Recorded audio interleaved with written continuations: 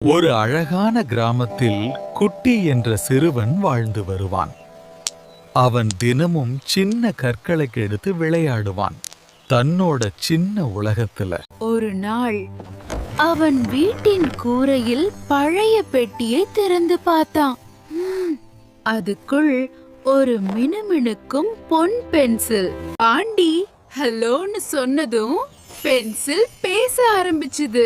நான் மாய பென்சில்டா, என்னால் சிஜிச்சாலாம் உயிர் வாங்கிடும்.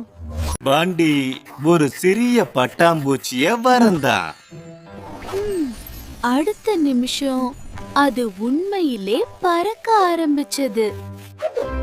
அந்த நாளே கிராமத்துல தண்ணீர் இல்லைன்னு எல்லோரும் கவலைப்பட்டாங்க.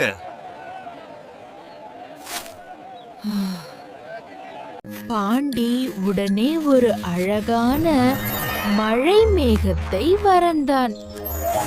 மாய பென்சில் அதை உயிர்ப்பித்தது. மேகம் கிராமம் முழுக்க சுற்றி மெதுவா மழை பொழிய ஆரம்பிச்சது.